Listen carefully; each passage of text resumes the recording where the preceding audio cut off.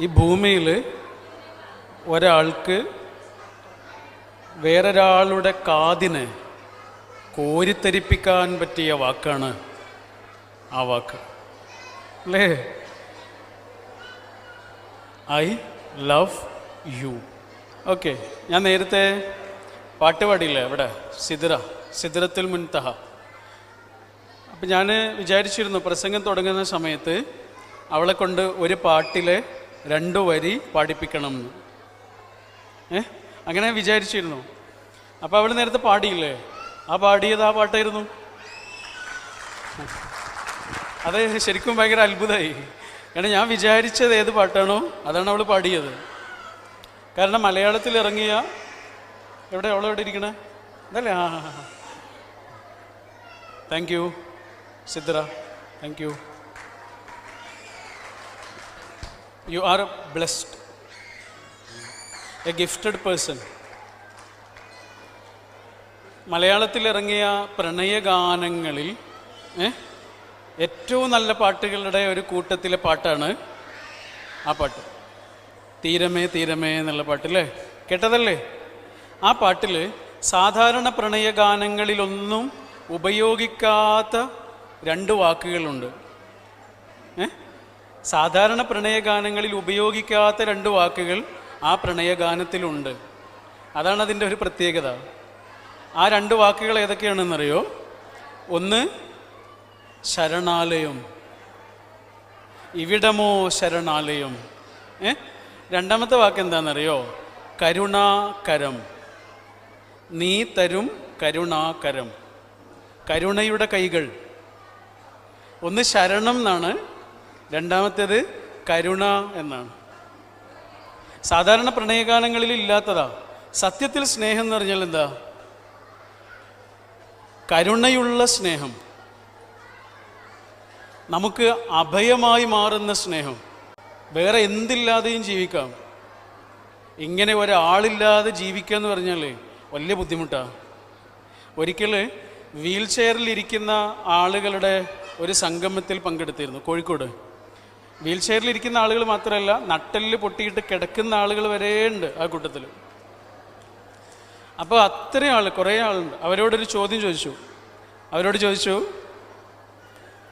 നമുക്ക് നഷ്ടപ്പെട്ടാൽ ഏറ്റവും കൂടുതൽ മിസ് ചെയ്യണ കാര്യം എന്താണ് ജീവിതത്തിൽ? ഇല്ലാതായി പോയാൽ ഏറ്റവും കൂടുതൽ നമ്മൾ കിട്ടിയിരുന്നെങ്കിൽ എന്ന് കൊതിക്കുന്ന കാര്യം എന്താണ്? ആരോടാ ചോദിക്കണേ? കയ്യിന് സ്വാധീനമില്ലാത്ത, കാലിന് സ്വാധീനമില്ലാത്ത, കഴുത്തിൻ്റെ താഴേക്ക് ഒരനക്കവുമില്ലാത്ത ആളുകൾ വരെ ആ കൂട്ടത്തിലുണ്ട്. പക്ഷെ അവരിൽ ഏറ്റവും കൂടുതൽ ആളുകൾ പറഞ്ഞ മറുപടി എന്താണെന്നറിയോ? ഇല്ലാതായി പോയാൽ ഏറ്റവും കൂടുതൽ നമ്മൾ കൊതിക്കുന്ന കാര്യം അവർ പറഞ്ഞത് കൂട്ട് എന്നായിരുന്നു. കൂട്ട്. കൈയില്ല, കാലില്ല, കണ്ണില്ല, കാതില്ല, അടിപൊളിയായിട്ട് ജീവിക്കും. എത്ര ആളുകളെ കാണിച്ചു തരണം? കഴുത്തിന് കീഴ്പോട്ട് സ്വാധീനമില്ലാതെ ആനന്ദത്തോടെ ജീവിക്കുന്ന എത്രയേറെ മനുഷ്യരുണ്ട് എന്നറിയാം. എന്നാൽ നമ്മളിന്ന് തളരുമ്പോൾ, നമുക്ക് ചായാനൊരു തോളില്ലെങ്കിൽ, നമുക്കൊരു സങ്കടം വരുമ്പോൾ അതൊന്ന് പറഞ്ഞ് കരയാനൊരു മനുഷ്യനില്ലെങ്കിൽ ജീവിതം വല്ലാത്ത മരുഭൂമിയായി മാറും. അതുകൊണ്ട് മലയാളത്തിൽ ഏറ്റവും രസമുള്ള വാക്കുകളിൽ ഒരു വാക്ക് ഏതാണെന്നറിയോ? കൂട്ട്. അതുകൊണ്ടാണ് ഈ പ്രണയഗാനത്തിൽ ഉപയോഗിച്ച വാക്കുകൾ സാധാരണ പ്രണയഗാനങ്ങളിൽ ഉപയോഗിക്കാത്ത 2 വാക്കാണ്. ഒന്ന് കരുണ എന്നുള്ള വാക്കാണ്. കാരണം മനുഷ്യനെ സന്തോഷം കൊണ്ട് കരയിപ്പിക്കുന്ന കാര്യമാണ് കരുണ. ഈ കണ്ണീരില്ലേ, സങ്കടം വരുമ്പോൾ മാത്രം ഉപയോഗിക്കാനുള്ളതല്ല, സങ്കടം വരുമ്പോൾ മാത്രം പൊട്ടി ഒഴുകുന്നതുമല്ല. സന്തോഷം കൊണ്ട് കരയാനുള്ള എത്ര കാരണങ്ങളുണ്ട് അറിയോ ജീവിതത്തിൽ, അല്ലേ? സങ്കടം കൊണ്ട് മാത്രമല്ല, സന്തോഷം കൊണ്ട് കരഞ്ഞു പോകും. സന്തോഷം കൊണ്ട് പുറപ്പെടാനൊരുങ്ങുന്നൊരു വലിയ കടൽ നമ്മുടെ കണ്ണിൻ്റെ പിന്നാമ്പുറത്തുണ്ട്. CV ബാലകൃഷ്ണൻ എന്ന ഒരു നോവലിസ്റ്റ് ഉണ്ട് മലയാളത്തിൽ. നല്ല കഥകൾ എഴുതുന്ന ഒരാളാണ്. അദ്ദേഹത്തിൻ്റെ ഒരു ചെറിയ കഥയുണ്ട്. ഒരു ചെറിയ മോളുടെ കഥയാണ്. ഒരു പെൺകുട്ടി, അവൾ സ്കൂളിലേക്ക് പോകുന്നത് ചോറ്റുപാത്രവുമായിട്ടാണ്, ഭക്ഷണമായിട്ടാണ് പോണത്. അപ്പോൾ ഒരു ദിവസം ചോറ്റുപാത്രമായിട്ട് പോകുന്ന സമയത്ത് ദുഷ്ടനായൊരു മനുഷ്യൻ അവളുടെ നേരെ ചാടി വീണ് അവളുടെ ചോറ്റുപാത്രം തട്ടിപ്പറിച്ചു. എന്നിട്ട് അതിൽ നിന്ന് ചോറെടുത്ത് കഴിക്കാൻ തുടങ്ങുക അയാൾ. അപ്പോൾ അവളിതിങ്ങനെ നോക്കി നിൽക്കുക. അവൾക്ക് പേടിയൊന്നുമില്ല. അയാളെങ്ങനെ നോക്കി നിൽക്കുക. കുറച്ച് കഴിഞ്ഞപ്പോൾ അവൾ പറഞ്ഞു, അയാൾ ചോദിക്കണം എന്താണ് ഇങ്ങനെ നോക്കി നിൽക്കുന്നതെന്ന് ചോദിക്കണം. പേടിയൊന്നും ഇല്ലാതെ ഇങ്ങനെ നിൽക്കുന്നത് കണ്ടപ്പോഴേ. അപ്പോൾ അവൾ പറഞ്ഞു, വേഗം കഴിക്ക്, എന്നിട്ട് പാത്രം തിരിച്ചു താ. പാത്രം ഇല്ലാതെ ചെന്നാൽ അമ്മ വഴക്ക് പറയും. അപ്പോൾ അയാൾ വേഗം എടുത്ത് കഴിക്കാൻ തുടങ്ങുക. അങ്ങനെ കഴിച്ച് കഴിഞ്ഞ് ആ പാത്രം അവളുടെ കയ്യിലേക്ക് ഇങ്ങനെ കൊടുക്കുന്ന സമയത്ത് അവളൊരു ചോദ്യം. എന്താണെന്നറിയോ? ഇത്രയും വലിയ വയറ് നിറയാൻ ഇത്ര കുറച്ച് ഭക്ഷണം മതിയോ? വേണമെങ്കിൽ കുറച്ചുകൂടെ കൊണ്ടുവന്ന് തരാം. ആ കഥയുടെ അവസാനം CV ബാലകൃഷ്ണൻ എഴുതിയത് എന്താണെന്നറിയോ?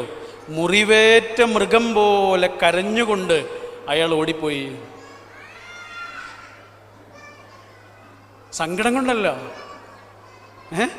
സന്തോഷം കൊണ്ട് മനുഷ്യനെ കരയിപ്പിക്കുന്ന ചില അനുഭവങ്ങളുണ്ട്. സന്തോഷം കൊണ്ട് മനുഷ്യനെ കരയിപ്പിക്കുന്ന ചില അനുഭവങ്ങളുണ്ട്. ഞാൻ കണ്ട സിനിമകളിൽ എനിക്ക് ഏറ്റവും ഇഷ്ടപ്പെട്ടൊരു സിനിമയുണ്ട്. പറ്റുമെങ്കിൽ നിങ്ങൾ കണ്ടോളൂ, അത്രയും നല്ല രസമുള്ളൊരു സിനിമയാണ്. തുർക്കിയിൽ നിന്ന് ഇറങ്ങിയിട്ടുള്ള സിനിമയാണ്.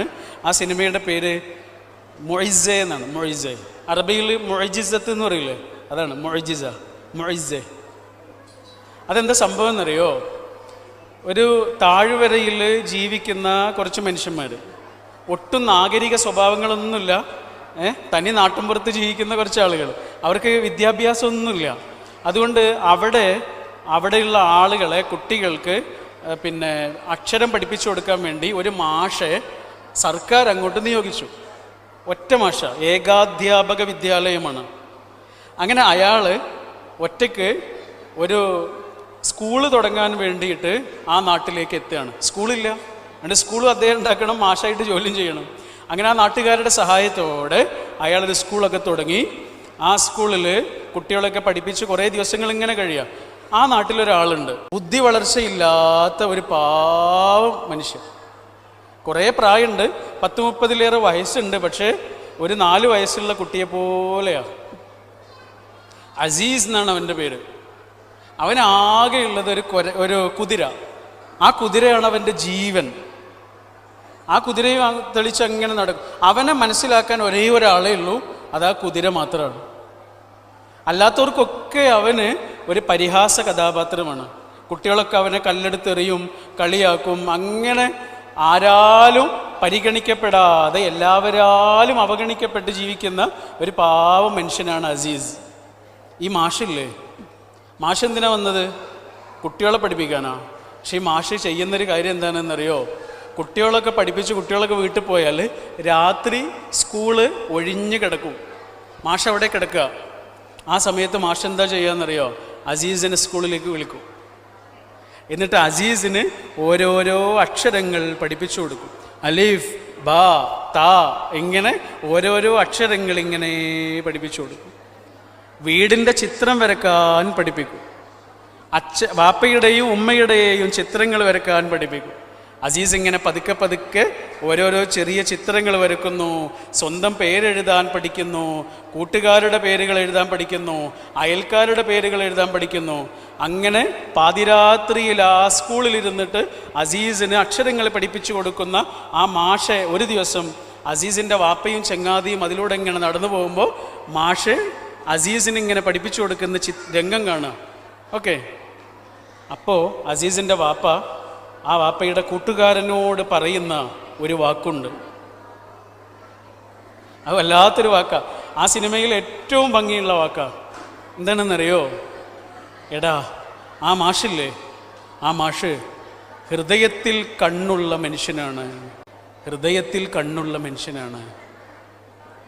ഹൃദയം കൊണ്ട് ലോകത്തെ കാണുന്ന മനുഷ്യനാണ്. ഹൃദയം കൊണ്ട് ലോകത്തെ കാണുന്ന മനുഷ്യനാണ്.